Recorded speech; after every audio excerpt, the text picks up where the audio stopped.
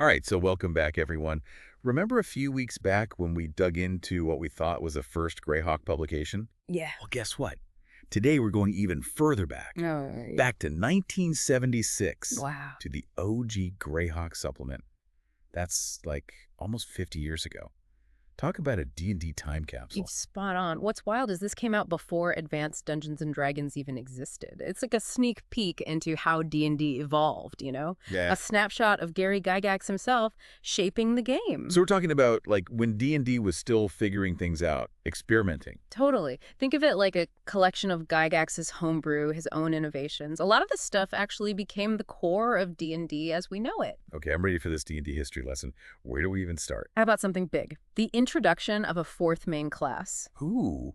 The Thief. Oh, Up until this point, you had your classic trio, right? Fighting men, magic users, and clerics. right. But now, bam! The Thief enters the scene, adds a whole new dimension to the game. It's kind of weird to think thieves weren't always a core part of D&D. I know, right? What's cool is that Gygax doesn't just mention them. He goes deep on their abilities. It's really something. We get specifics, right? How they level up, their skills at picking pockets, opening locks, even the chance they'll slip while climbing at different levels. Gygax really wanted each class to feel distinct, to give players tactical choices. Makes sense. Yeah. Speaking of distinct, this supplement expands on character races too. Oh, yeah. It's not just a list anymore. We get details on dwarves, elves, hobbits, even half-elves. And get this, dwarves can be fighters and thieves. It's an early look at multiclassing. Though Gygax puts in some limits, obviously, for balance. Dwarven fighter thieves don't get extra bonuses for multiclassing, and their experience is always split 50-50 between the two classes. He's clearly thinking about how these builds will actually play out in a game. Kind of like how game designers today have to balance all the character options so no one choice is OP. Exactly. And it's not just mechanics, it's how these races fit into the world. Like, we see elves with high strength can become powerful fighters with titles like Swashbuckler or Myrmidon. Adds flavor, depth to character creation. It's really cool how these early ideas about character creation led to the crazy diversity we see in D&D races and classes today. Totally. What else jumps out at you from this supplement? This is where things get really interesting. Gygax explicitly connects character alignment to certain creatures and monsters. We get a chart, shows stuff like paladins are lawful, liches are chaotic. So he's not just saying, like, good guys and bad guys. Right. He's creating a system that links morality to specific beings in the game world. Exactly. And this has big implications for gameplay, right? It adds a moral dimension, makes players think about the consequences of their actions, especially if they're playing chaotic characters. The supplement even suggests making things tougher for those who choose a chaotic path, hinting at those moral dilemmas. It's like Gygax is saying being evil comes with a price, It's not just doing whatever you want. There are consequences. Pretty profound for a game. It really is. It shows how Gygax saw D&D as more than just dice rolls and combat. Right. He was building a world with moral complexity, a world where players had to make meaningful choices. All right, so we've got new classes, expanded races, and a system tying morality to specific creatures. What else does this supplement bring? Get ready to get tactical, because Gygax introduces an optional combat system that factors in weapon types. Oh. Yeah, straight from chainmail, there's a matrix. Now your weapon choice matters against different armor classes. So it's not just about hitting or missing. It's about using the right weapon for the job. Sounds like a game changer for combat. Definitely adds realism and depth to battles. You gotta think, will your sword work against that heavily armored knight? Or do you need something more specialized? It makes you wonder how players back then reacted to this. Was it a welcome change, or did some folks prefer simpler combat? It's hard to say for sure, but it shows how willing Gygax was to experiment and refine the game, even if it meant adding complexity. He was always looking to make D&D more engaging, more challenging. So we've got classes, races, morality, and combat. I feel like there's got to be more in this supplement. Oh, there's plenty more. Brace yourself for a whirlwind of new spells and some clarifications on old ones. Okay, hit me. I want to see what kind of magic Gygax is adding to the game. Well, for magic users, we get spells like Shield, Magic Missile, Explosive Runes, Rope Trick, even Ice Storm. And for clerics, there's Silence, Snake Charm, Prayer, and the always interesting Speak with Dead. Whoa, that's a lot of new spells to wrap our heads around. And that's not all. We've got Monster Summoning, Delayed Blast Fireball, even Reverse Gravity for magic users. And clerics. They get Conjure Animals, Earthquake, Aerial Servant, and even Windwalk. It's an explosion of magical possibilities. It's like Gygax took the old spell lists and said, let's crank it up to 11. Yeah. But it's not just about adding more spells, right? He clarifies and updates some existing ones, too. You got it. Take Charm Person. This supplement adds in the element of intelligence, you see. So now it's not just automatic mind control, it becomes a more nuanced interaction. A subtle but important change. Shows how the game's getting more complex. I can see how that adds another layer of strategy to spells like Charm Person. It's not a guaranteed win anymore. You got to consider the target's intelligence, how they might resist. Exactly. It's a great example of Gygax constantly refining the mechanics to create a more balanced and engaging experience. So classes, races, morality, combat, and even spells. I'm starting to see just how much this Greyhawk supplement added to D&D. But there's more to uncover, right? You bet. We haven't even touched on monsters yet. And Gygax doesn't just add new ones. He gives us a ton of info on existing creatures. Like he's giving dungeon masters a toolkit for creating encounters. I love that. It's not just throwing monsters at players. It's building a world that feels believable. So what kind of info does he provide? Well, we get details on how many of each type of monster usually appear together, their armor class, how fast they move, their hit dice, even what kind of treasure they hoard, and the chances of finding it in their lair. It's like a monster encyclopedia. Yeah. So he's not just giving stats, he's giving context, a deeper understanding of these creatures and their place in the world. Exactly. And he doesn't skimp on the new additions either. Tritons, bugbears, ogre magi, storm giants, shadows, titans, will-o'-the-wisps. It's a whole menagerie. I can just picture Gygax brainstorming these fantastical creatures and being like, let's throw them all in.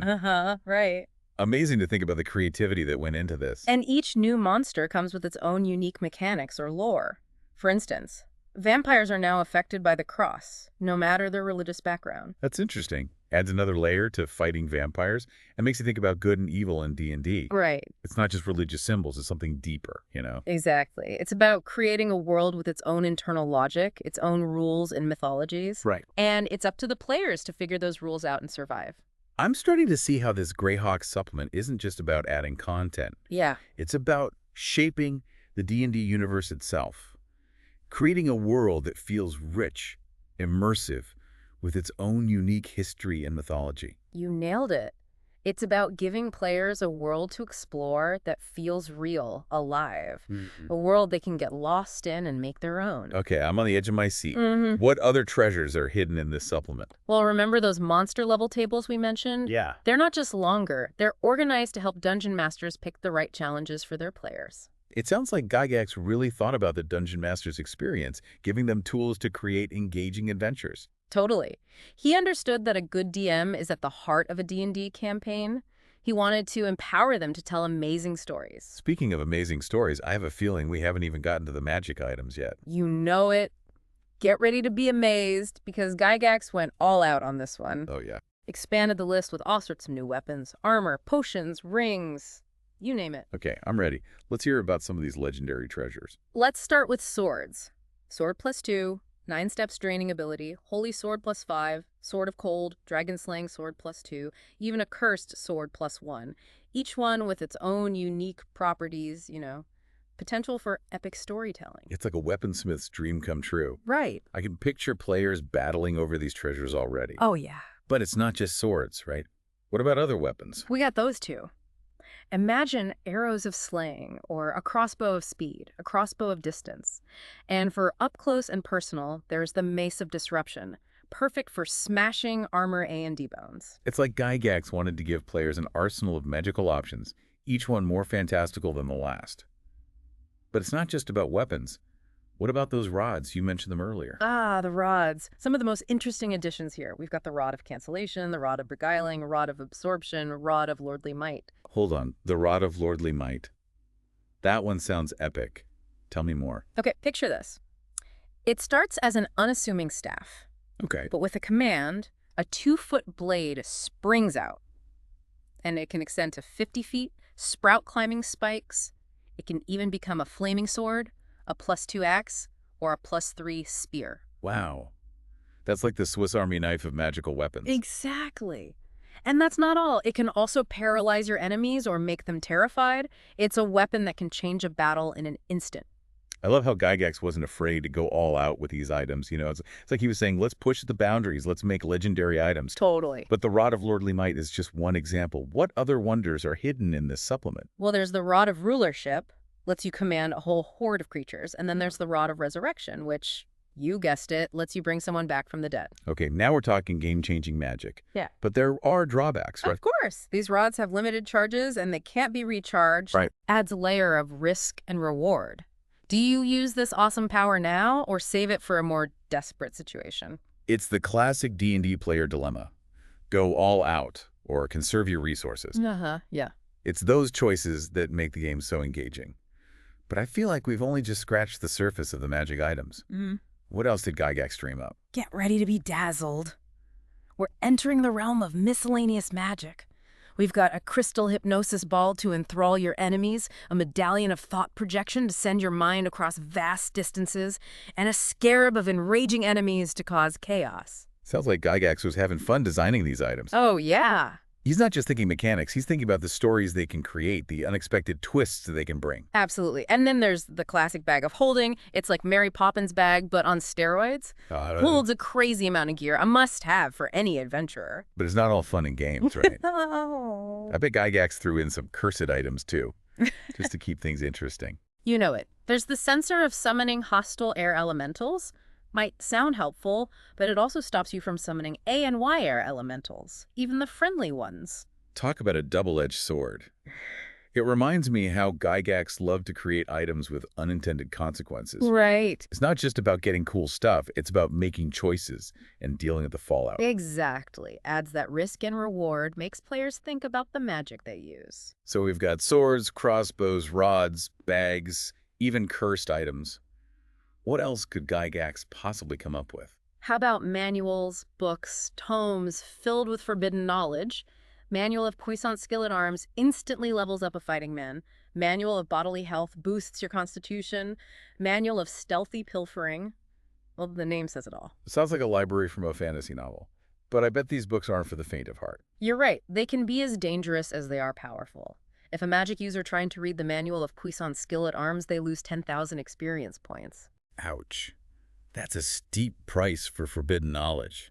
It's a reminder that magic in D&D isn't just power, it's understanding, respecting the forces you wield. Absolutely. And it's not just about mechanics, it's about storytelling. Imagine the tales players could spin around items like the Book of Exalted Deeds and the Book of Vile Darkness. Oh, the drama. The intrigue. Right. It's like Gygax was giving players the building blocks for epic sagas, stories full of heroism, betrayal. And then there's the Book of Infinite Spells. It's got a random assortment of spells, magic, A&D, clerical. Wow. You can cast any of them if you know how. But each time you cast a spell from the book, the page might turn. Could lose access to that spell forever. The magical roulette wheel. Yeah. Brilliant way to add randomness and excitement to spellcasting. Makes things interesting. And it shows how Gygax wanted items that weren't just static objects. Right. He wanted items to spurt creativity, to push the story forward in unexpected ways. Swords, rods, manuals, even a book of infinite spells. I'm starting to think Gygax's imagination had no limits. What other treasures did he come up with? Well, we also have the Librum of Silver Magic. That one can level up a lawful magic user. Oh, nice. And then there's the Librum of Ineffable Damnation. That one's probably best left unopened. Haha. I can just imagine players debating whether to open that forbidden tome. Oh, yeah. Classic Gygax. Using magic items to create tension. Totally. But it's not just the items themselves, it's how they're used, right? Exactly. They're not just tools, they're story generators. They can lead to unexpected twists, forcing players to make tough decisions and face the consequences.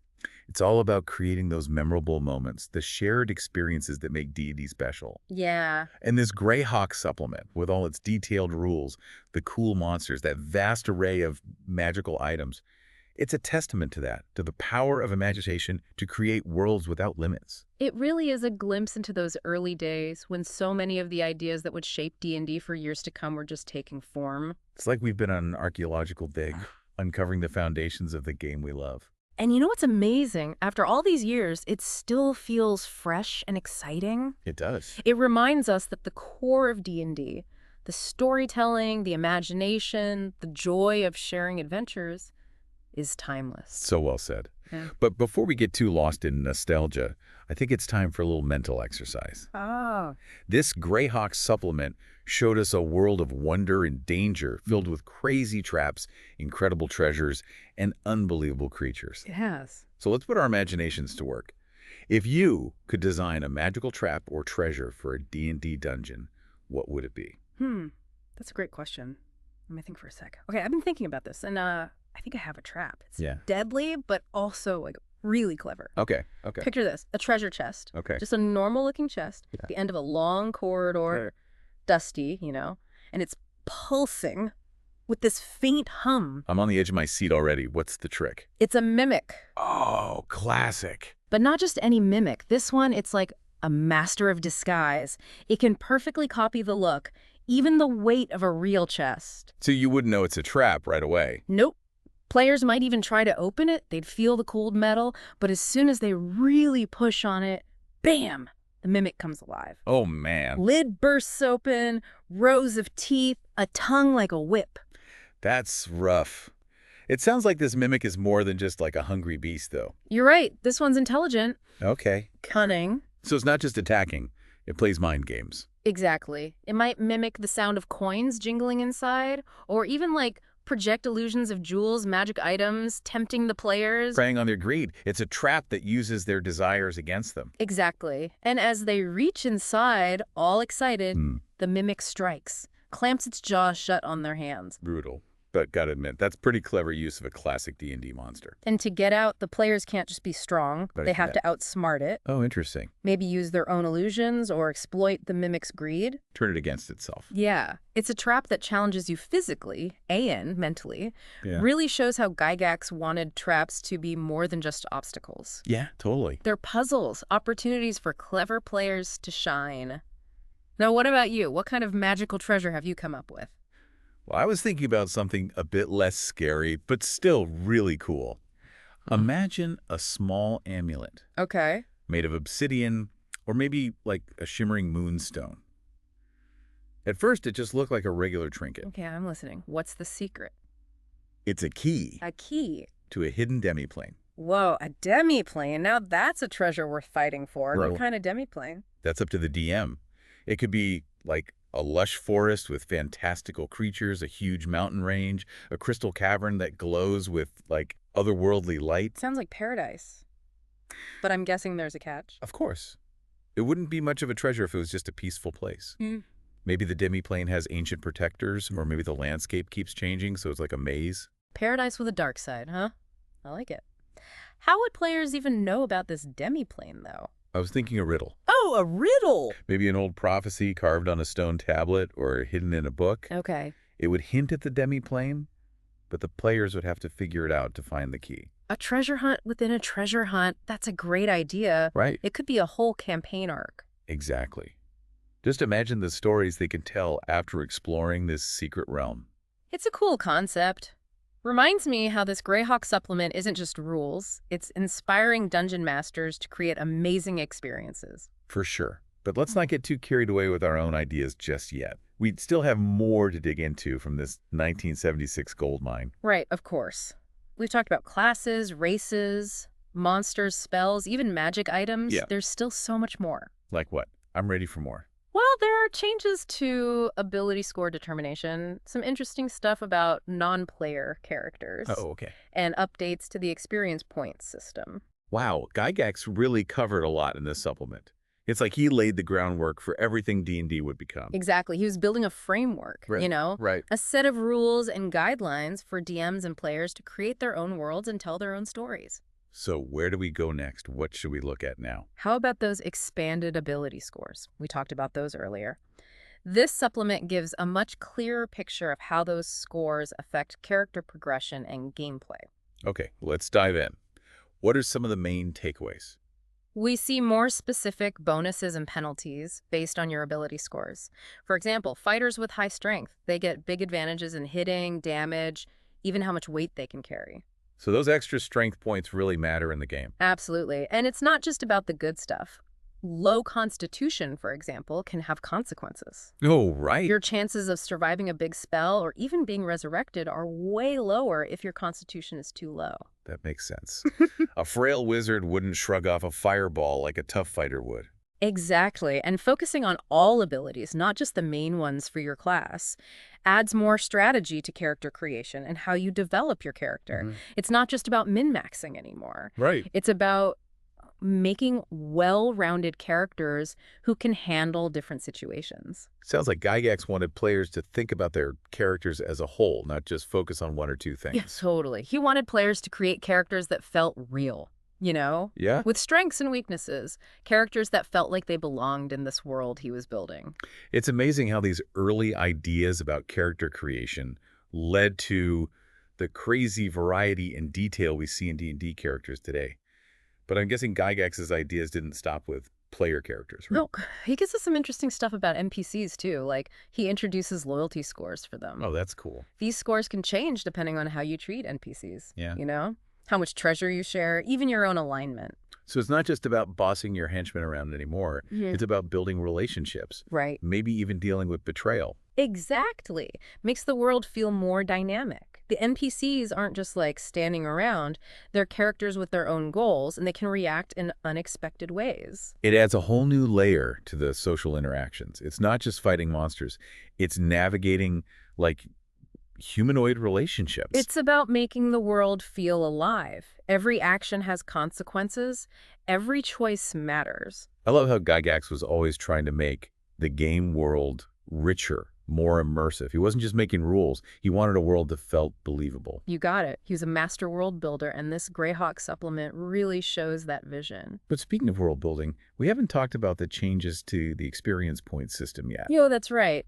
This is where things get shaken up a bit. He ditches the old 100 points per level and makes it more complex. Oh, wow. It's now based on the challenge of the monsters you face. So not just grinding anymore. You got to find meaningful encounters. Exactly. Encourages players to push themselves, to take risks and face tough challenges. Yeah. Makes every victory feel earned. Every level up a real achievement. It's about creating a sense of, like, epic adventure. Yeah. You're constantly progressing, growing as a character. And that's what this Greyhawk supplement is all about, really. All these new ideas, the refinements, they set the stage for a truly immersive and unforgettable D&D experience. It's like a treasure chest of ideas, showing us the creative genius of Gary Gygax. It really is. And it reminds us that the magic of D&D isn't just in the rules. It's in the stories we create together.